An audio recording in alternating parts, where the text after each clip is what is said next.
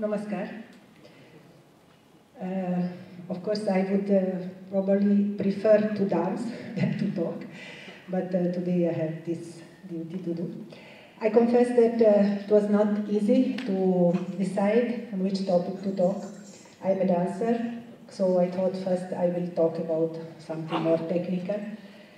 But then I thought there is always so much curiosity to find out from where I'm coming, why I'm here, why it happened at Odisha, Bhubaneswar, Odissi. So I thought, let me talk to these young people about a journey. A journey is always, well, different layers. So maybe I will talk about three journeys. One, the literal journey on the road. The other one is the physical journey.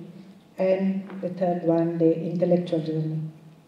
All three, these three are part of the same journey, my journey. So the first time I came, it was to India from my country, Italy. It was in 1974. That time it was still possible to come by road. And I think it was really very important at that point, at that age, to do that experience, to come slowly crossing the countries from Italy, Yugoslavia, Turkey, Iran, Iraq, Afghanistan, India. 1 month journey.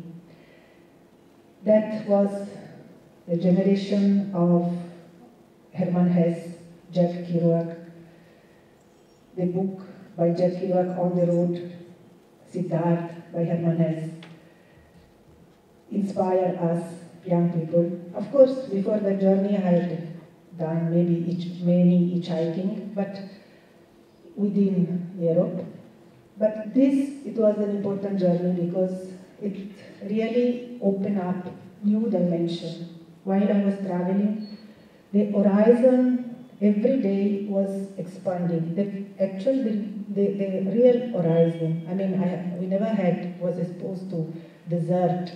So every morning in this journey, it was a vaster and ample horizon which was expanding, and new people, new dimension, and it was meant mainly to come out of the comfortable habits, of the easy success or easy habits which we had, and to try ourselves every day, to try new situations without having plan. That was very important. This trip on the road, whatever philosophy it was meant to try ourselves to face every day whatever situation was coming and to solve it and to win over any fear. Many people have already come back from this journey, told this will happen to you, this will happen to you. So when I started, a lot of apprehension was there, but while I was really traveling on the road, it was first Orient Express up to Istanbul, then it was by a private van which was searching for co-passengers from Istanbul to Kabul, and then by train from Kabul to Peshawar by bus, then Peshawar to Amritsar by train. So nothing was planned, I didn't know which way I will travel the next day, and I wanted to be alone, and I really won all the fear, and from that time onward I was not more afraid of anything which would happen to me. So that was the first journey. It lasted 6 months. I was just an adventure. I didn't have a specific place or where to go in India, but I had studied a little bit, and so I went first to Ganji. I wanted to enter into the life of the people, the simple people, and find out how they were living without much plan about it. So I went back after 6 months.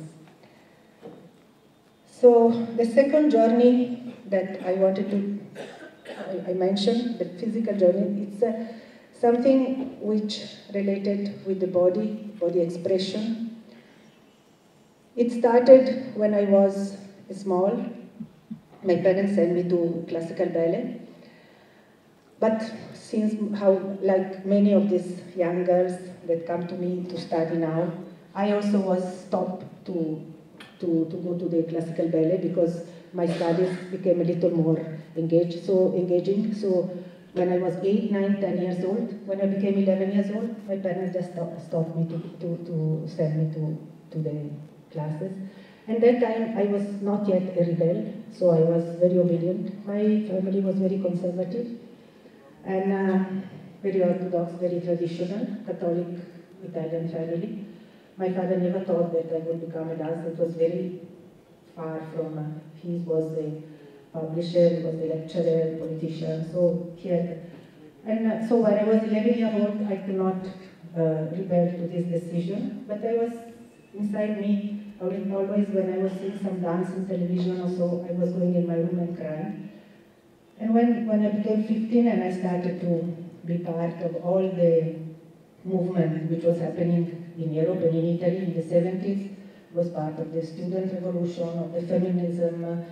So dance didn't come immediately in my way. There were so many other things to rebel, like rebel against going to church, rebel against the traditional convention which were taught at home, and so all this overtake the desire to dance. And it so happened that I wanted to become independent. That was very much important financially. So there was an advertisement in the theater in my town that they were searching for a school, a theater school was there, drama school. So I just entered into that, and a few months after I started, they said that they needed an actress to perform. So I didn't have a proper training, but I was immediately involved in the play, which they were professional theater. I was the younger one. So that was 3 years of traditional theater, commedia dell'arte, theater to acting, without having had proper training, so I had to learn on the stage. At that point, a new kind of theater happened, which was happening from Europe, and it came to Italy also. It was called the Third Theater by Jerzy Grotowski, he was the father of this theater. And a lot of young people started to be inspired by it. What was the difference was that the physical, the body, was becoming much more important than just acting through the words. So a lot of physical exercises, a lot of physical training that actors were supposed to do. And this was inspired a lot also from the Eastern theaters. Especially Grotowski, Eugenio Barba, they came to India, and a lot of Kathakali exercises were included in their training. I didn't know much about all this, but it so happened that I started to have experience in this. It was workshop type, stage as we call. And also this theater group, which was circulating in Italy, searching for young people who wanted to participate. They were having this workshop, and there were different types. One it was Grotowski, one it was bread and puppet. They were teaching to walk on stilt, to make big mask. So I participated in all this, searching for something which I was not very aware, but always with this desire to find a form of expression. And I knew that the body was very much important, but I didn't know yet which direction among all this to take. But still, whatever it was coming on my way, I was doing that. And it so happened that after this two years of searching, I saw one Kathakali performance in my own town, and that was by Krishna Nambudiri. Up to then, after having participated in this workshop, I had started my own group. And what we were doing, we were blindly trying to improvise. We had themes, some different ambience, maybe in the dark, in the light, on the tree, I mean, different situations in which we would have a subject or a theme and improvise with our body, but without having a grammar. So it was a searching, again, for some form of expression without having a guideline. And suddenly, I saw this Kathakali performer, this guru from Kerala. He didn't have any makeup, he just was bare body with a dhoti. And whatever he did that evening, it was a revelation, because whatever I was searching, it was there. I mean, I was searching for a grammar, and he was explaining that each part of the body, each movement has a specific meaning. Everything had a syllabus, there was a grammar, there was a book on which everything was based, and then this teacher was teaching every nuances of the body movement.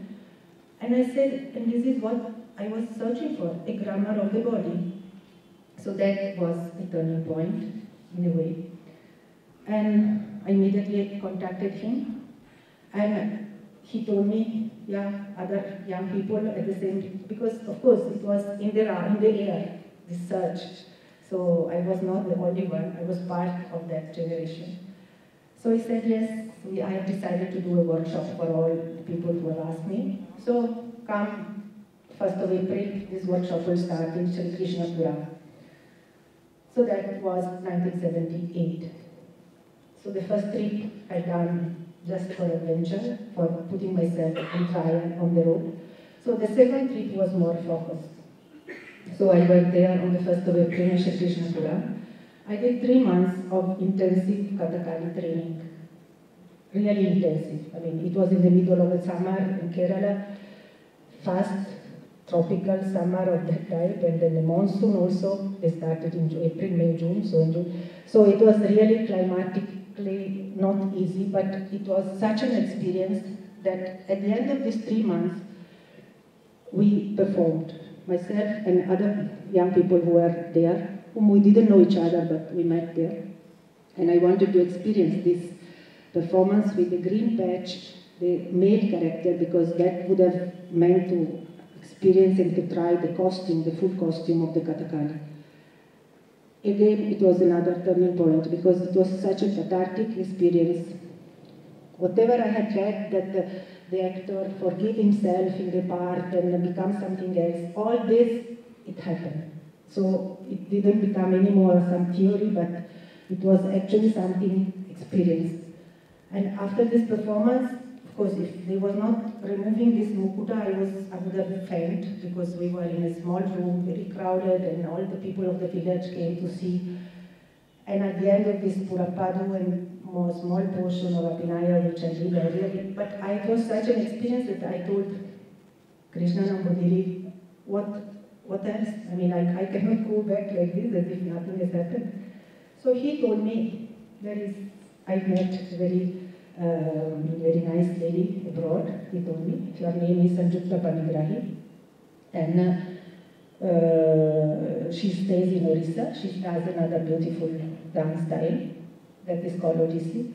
So I didn't ask twice. I just crossed the country and I never knew anything about Odisha.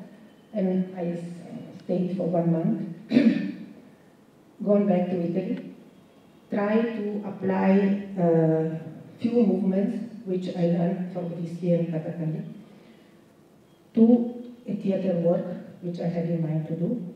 This is Cupid and Psyche from Greek mythology.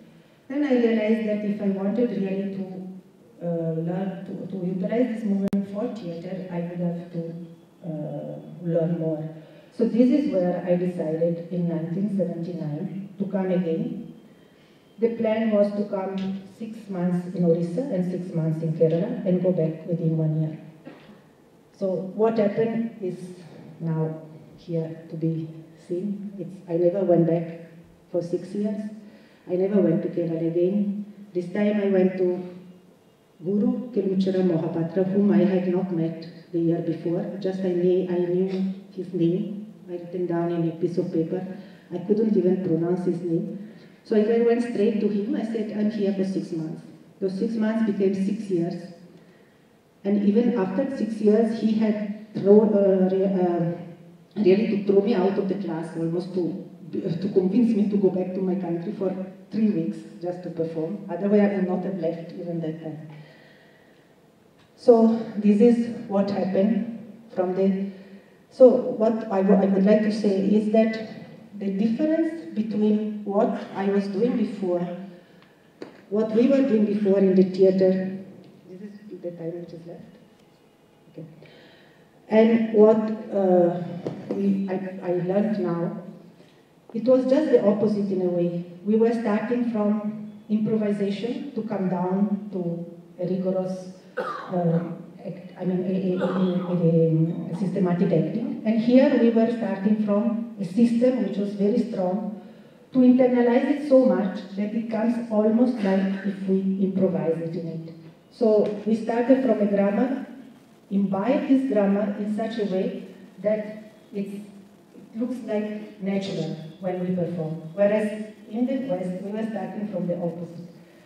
And again, after having rebelled against all convention and rules and regulation and this and that, here I started bending down, giving up my ego, going back to be a child again, knocking at the door of a culture, learning to start to walk all over again, and became very docile, and tradition started to be the most important things in my life, whereas over there I had gone against all traditional values. So this is intellectual journey. I think it's not possible to talk much about. The time is over, but I would like to just add one thing. When I came in 79, I had a Greek myth theme in my mind, Echo and Narcissus, which was supposed to be done as a play, going back to my country. Didn't happen as a play, but after 6 years, when the East-West dance encounter happened, that Echo and Narcissus, that myth, that Greek myth, it became my first Chhau choreography, experimental choreography. I had imbibed a technique, and my past, my Greek mythology, my psychoanalytical background came to be part of this production of Echo and Narcissus. So the synthesis happened in 1985 with this production. I think my time is over. Thank you.